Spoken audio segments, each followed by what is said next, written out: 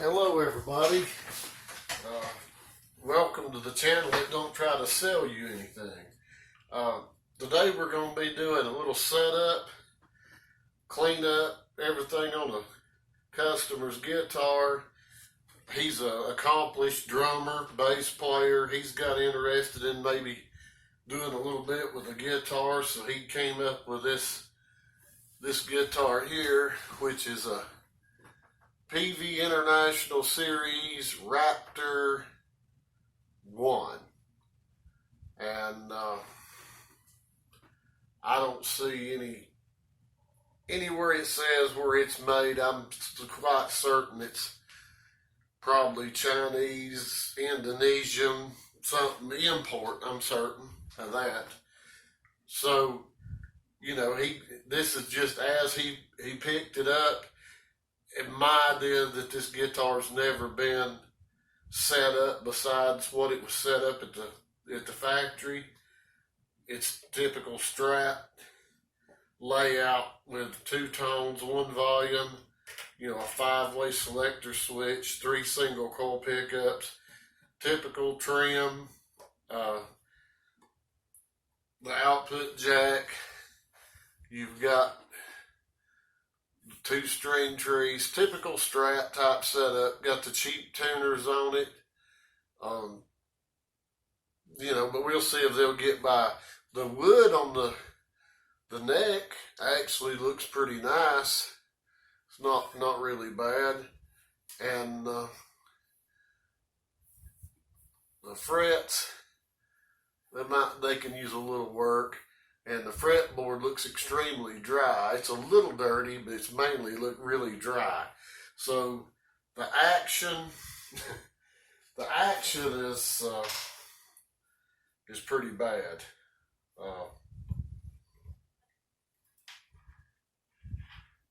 We are 3.25 millimeters at the 12th fret. So it is high, it is sky high, and it looks to be like that all the way across. So we're going to adjust that. The trim is set up to float, and it's setting a little bit high, and I'm going to drop that down some too. So I guess the first things first is get rid of these rusty strings, and we can get on with it.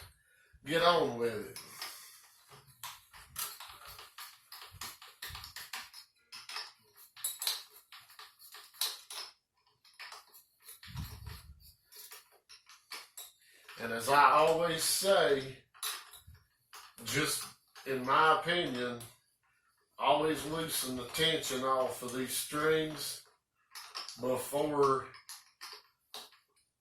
you cut them. Because that's a shock on that neck, just in my opinion.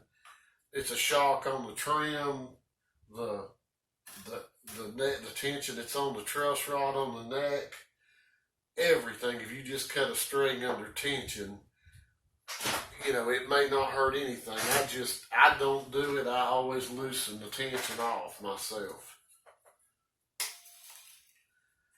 That, and you go to cutting the string under tension, you'll all end up with it coming back on you.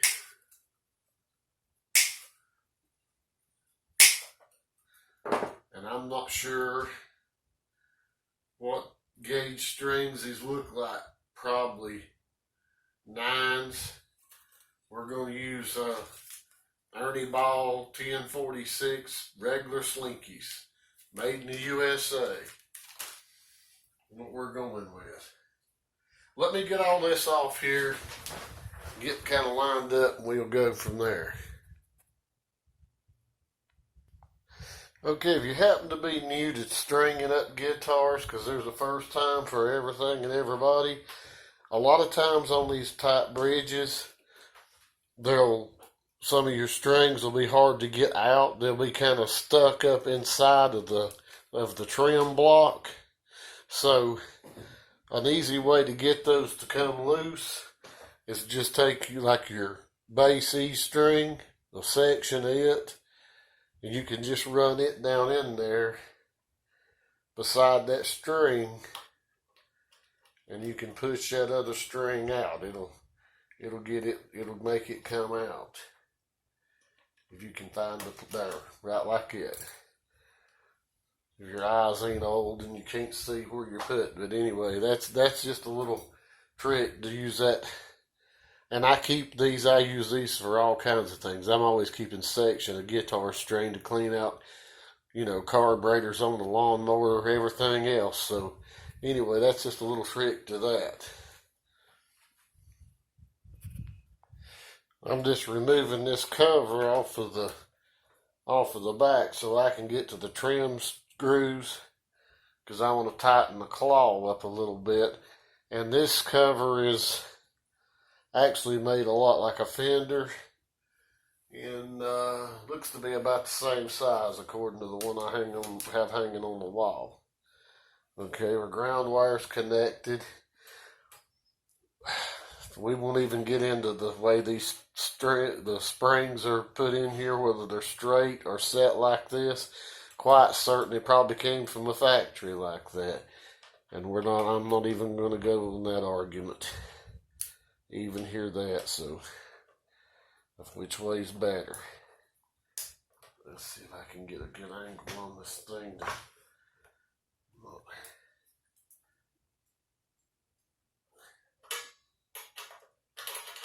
I know y'all probably can't see nothing but my arm, but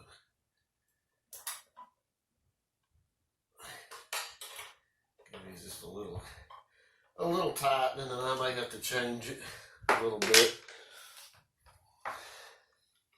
Not a bad looking finish on this guitar at all. It's really not. But it's got the saddles aren't as bad as some I've seen. They're not nothing great, but they're not bad. The nut probably needs a little work, plastic nut, but anyway, okay, we're down to this. What I'm gonna do, and I wish I had done this before I took the strings off, because I wished I had shown this, but the pickup height on this thing is awful. I mean, when you mash down your bass E, it was practically touching that pole piece. I mean, these pickups are set way too high. So that's something, when we start back, we can adjust that. So I'm going to go ahead and probably round file some of these fret ends, just kind of smooth them up a little bit, and polish these frets. There's really no wire on them, and I've got the camera set where you can't see nothing, but there's really no wire on the frets. They're just a little bit green looking, a little bit corroded, and like I say, the fretboard looks extremely dry. So we're going to do a little polishing and a little bit of fret end work on that. And that's kind of one of those things that's not so exciting to watch. Let's see.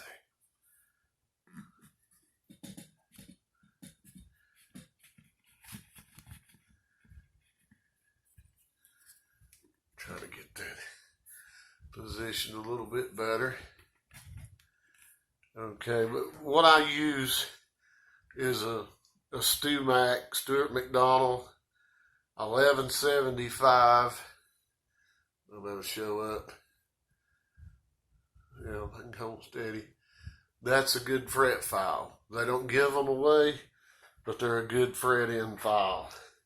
And I'm just going to start, and it's got a rounded side and a flat side. Got your cutting edges, and you just kind of start working and work all the way down. And I'll go ahead and do that because that's about like watching paint dry.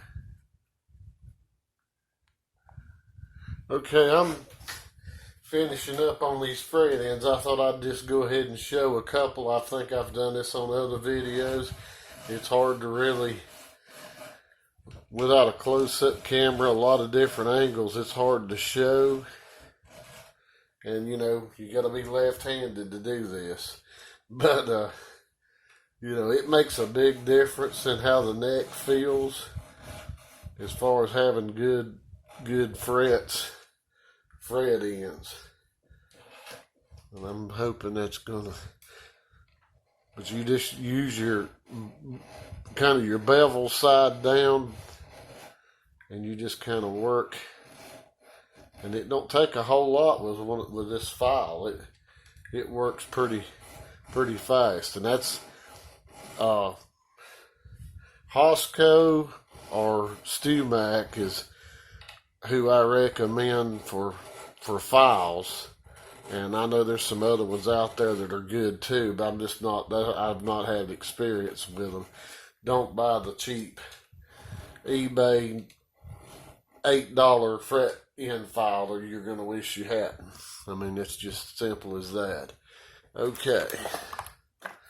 That's got that. Now, what I do when I get done with that, and this helps several different things, and I'm going to have to try to get back. Oh, that's the wrong way. Out.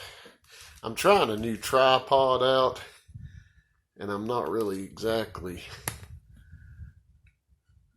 I ain't really got it figured out yet, but I'm trying. Just bear with me. I've got a lot of stuff I'm fixing to be doing, so, you know. But I just take and roll some like 220 paper up on a pencil. You can use a dowel rod, pencil, anything, you know. And then I just run it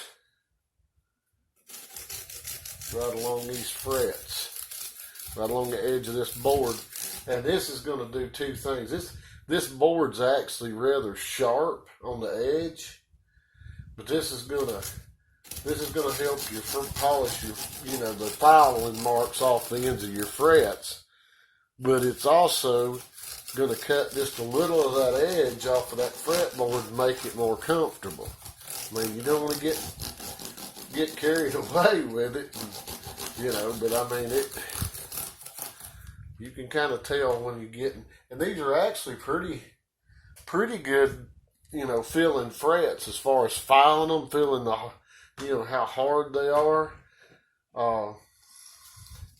They actually seem like pretty good frets. This guitar is a great guitar for the exact thing that he's going to be doing with it.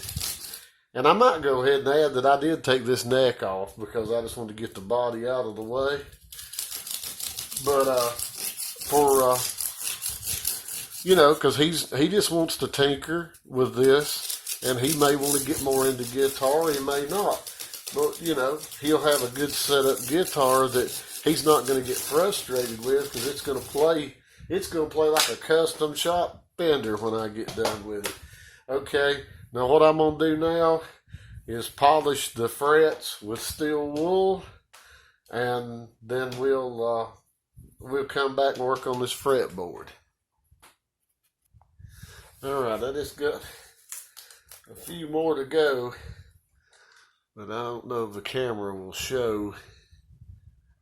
But you can see these aren't done, and you can see how these are. I mean, you can tell.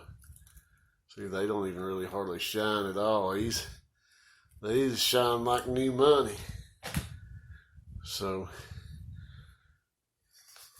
and I just use this painter's tape. I got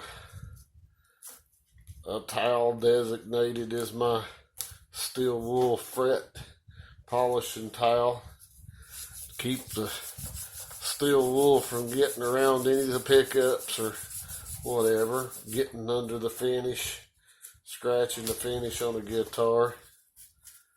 So, got that. Well, these frets are going to be so much better. I mean, that changes the guitar so much. And I know people talk about custom shop guitars, how much they cost. Man, you don't know the hours that go into doing the frets like they do. And I'm not saying I would be qualified to work in a custom shop. I'm just saying them guys put in hours and hours of time just on one fretboard. I mean, and that equals out to money. My tape may be going to die on me right here on the last. If the sticky's coming unstuck, we'll try to see if we can get like one more fret.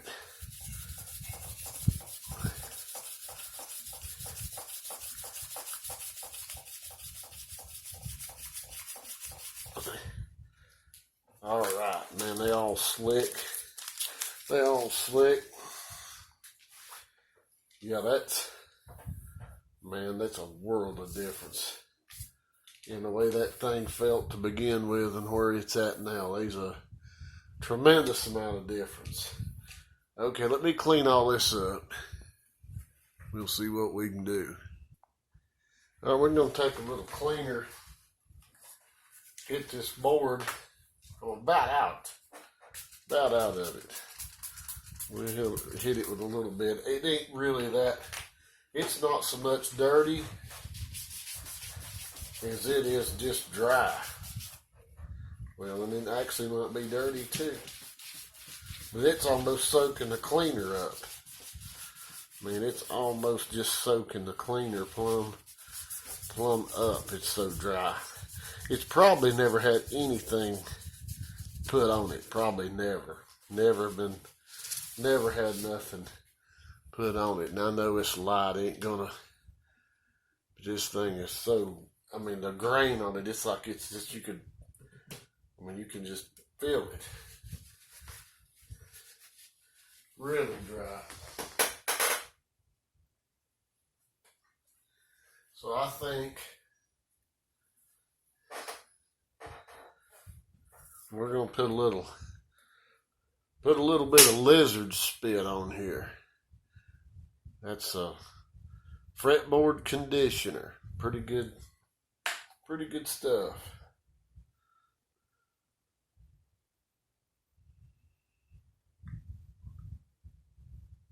A little bit long.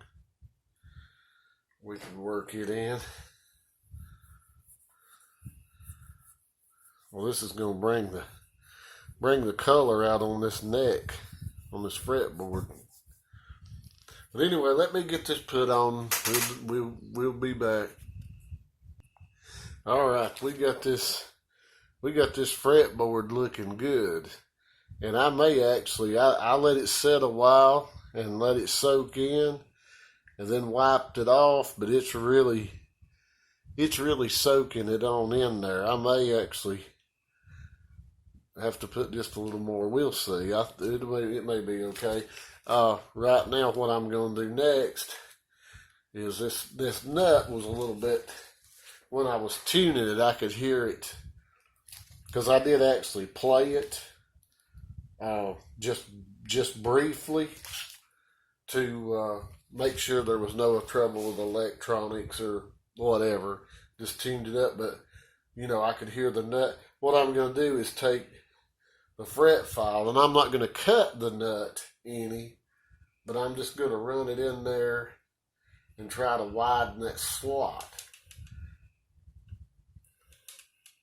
just a little bit, just to not try to cut the depth of the nut any, just kind of, widen that slot just a little bit. So let me get these out where I can see which one's which, what I'm doing.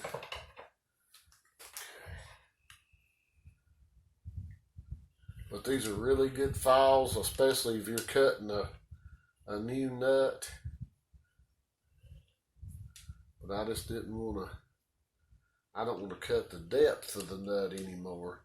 I just want to try to widen that out just a little bit.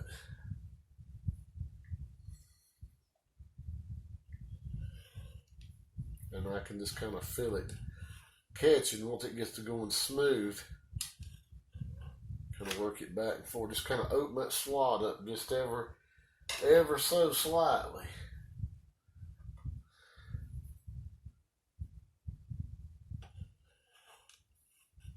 See, that one's really, I'm having to cut some material just even to get to the, that's going to help it.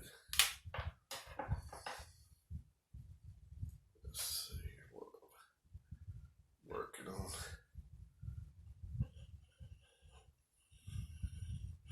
That's going to open that up and let them strings move a little bit better. I mean, we'll see if he wants to upgrade this thing, we'll go with a tusk nut or something later. If he decides to keep it, upgrade it, whatnot. But that's not cutting down into the slot any. That's just opening that slot up just a little bit. So I'm gonna get all this stuff up, get the neck put back on. Before I do that, give you a look at the neck pocket on this guitar. You have a plywood body with this. So if you're looking at a Peavey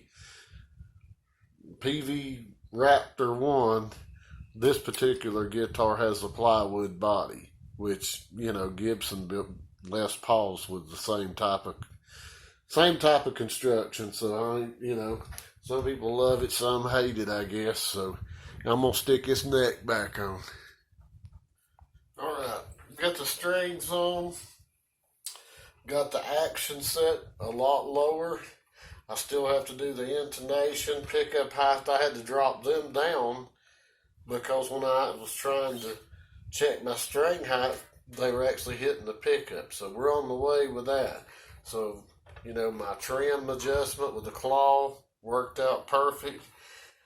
I wish I could show every detail, everything, but this video is way long. I've tried to just hit on it and tried to show you a little bit of something and show you a little bit about one of these guitars. So, you know, if you're interested in one of these, that's kind of what you got. I wanted to show the output on the pickups and all. I'm just way too long with this. So, anyway, that's that, and we got it. It's going to make a great guitar. I hope the customer is happy. So, you know, if this was entertaining, interesting, give me a thumbs up. If you're, you know, hadn't subscribed, you know, consider subscribing. Check out my other videos, share them.